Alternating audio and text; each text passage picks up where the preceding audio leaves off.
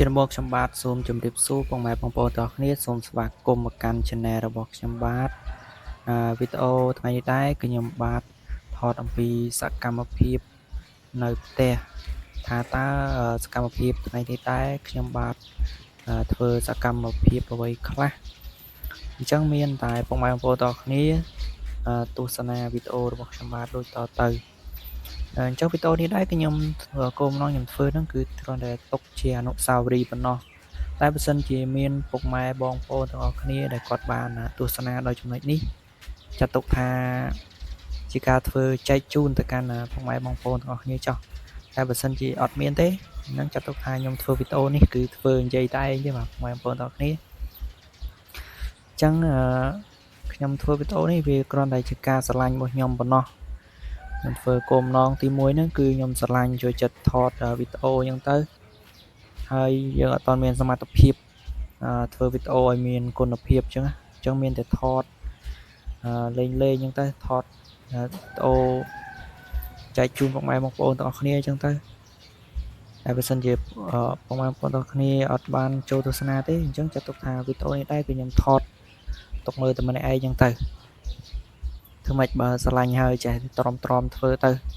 ហើយផុសវីដេអូអត់ទៀងទាត់ទៀតផុសវីដេអូហ្នឹងអត់ទៀងទាត់ទេបាទពុកម៉ែបងប្អូនទាំងអស់គ្នាពេលចង់ផុសទៅពេលអត់ទៅព្រោះថាគោលបំណងខ្ញុំធ្វើហ្នឹងគឺគោលបំណងធំបំផុតហ្នឹងគឺខ្ញុំធ្វើ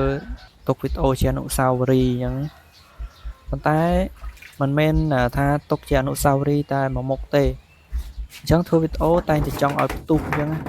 វីដេអូយើងធ្វើប៉ុន្តែធ្វើម៉េចបើវីដេអូអត់មានគុណភាពអញ្ចឹងមានតែធ្វើលេងកំសាន្តអញ្ចឹងទៅបងប្អូនទាំងគ្នាបាទទោះបីជាគ្មានអ្នកមើលក៏យើងបានវីដេអូហ្នឹងទុកជាអនុស្សាវរីយ៍ដែរសំខាន់ឲ្យទៀតរក្សា channel ឲ្យបានល្អអញ្ចឹងទៅកុំឲ្យបាត់កុំឲ្យខូចអញ្ចឹងទៅវីដេអូនៅរហូតអញ្ចឹងទៅតែខ្ញុំនឹងព្យាយាមបងប្អូនទាំងគ្នាខ្ញុំនឹងព្យាយាមធ្វើវីដេអូឲ្យមានគុណភាពតាមពីសមត្ថភាពដែលខ្ញុំអាចធ្វើបានបើសិនជាខ្ញុំបានថតបន្តទៀតណា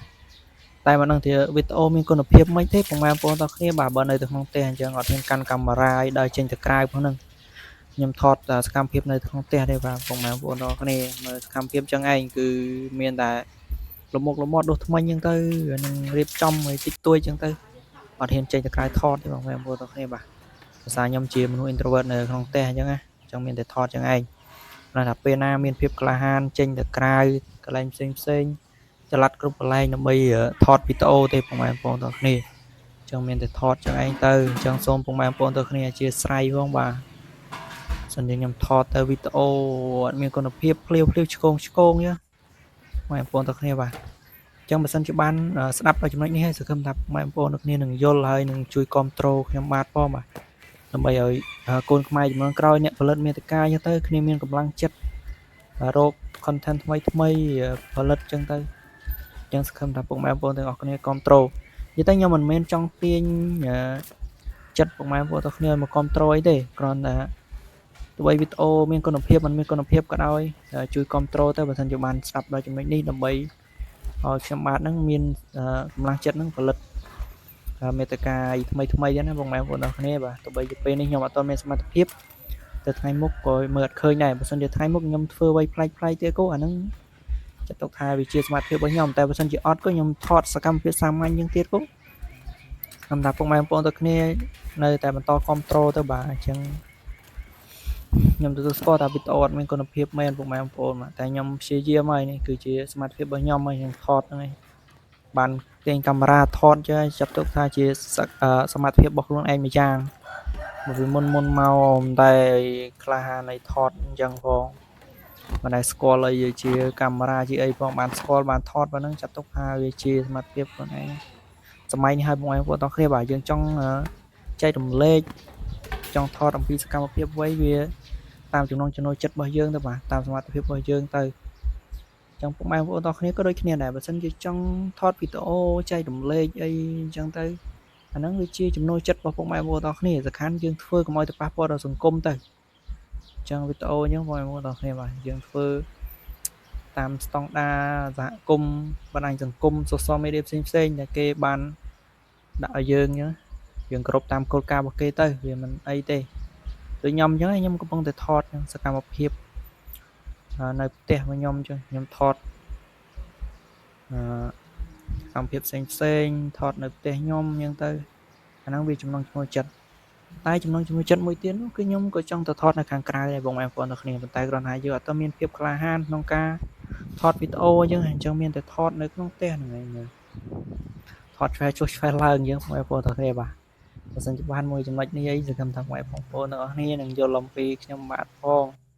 ហើយខ្ញុំក៏ចង់ធ្វើវីដេអូឲ្យវាផ្ទុះដែរឲ្យ viral ឲ្យមានអ្នកមើលច្រើនដែរប៉ុន្តែយើងវាអត់មានសមត្ថភាពវីដេអូវាអត់មានគុណភាពអញ្ចឹងហើយយើងមានតែថត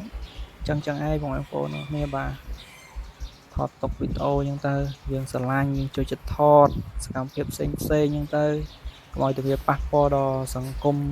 យើងដឹងស្រាប់ហើយថារាល់ថ្ងៃនេះយើងពេលខ្លះយើងអត់ដឹងថាយើងបានធ្វើសកម្មភាពអីខ្លះទេមួយថ្ងៃហ្នឹងជួនកាលយើងធ្វើសកម្មភាពអត់ប្រយោជន៍ច្រើនអ្នកខ្លះទៅគាត់ធ្វើសកម្មភាពដែលមានប្រយោជន៍ច្រើនអញ្ចឹងទៅអញ្ចឹងមនុស្សវាមានភាពខុសគ្នាវាមិនដូចគ្នាទាំងអស់ទេបាទអ្នកទាំងអស់គ្នាបាទសកម្មភាពដែលយើងធ្វើហ្នឹងមិនដូចគ្នាទាំងអស់ទេ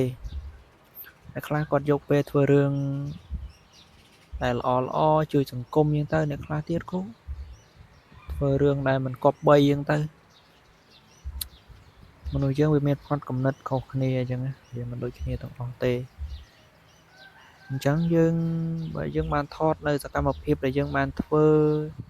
ទុកវីដេអូជាអនុស្សាវរីយ៍ចាត់ទុកថាជារឿងដ៏ល្អមួយដែលយើងធ្វើសម្រាប់ខ្លួនឯងបើសិនជាយើងបានថតអំពីអ្នកដទៃទៀតក៏អាហ្នឹងវារឹតតែគួរឲ្យស្ងើចសរសើរគួរឲ្យមានមោទនភាពចំពោះខ្លួនឯងនិងចំពោះអ្នកដទៃផងដែរព្រោះយើងបានធ្វើអ្វីជុំគ្នាអញ្ចឹងទៅមានអនុស្សាវរីយ៍ល្អៗជាមួយគ្នាហើយក៏សូមអរគុណដល់ពុកម៉ែបងប្អូនទាំងអស់គ្នាសម្រាប់ការទស្សនាវីដេអូរបស់ខ្ញុំមកដល់ចំណុចនេះជម្រាបលាបាយបាយ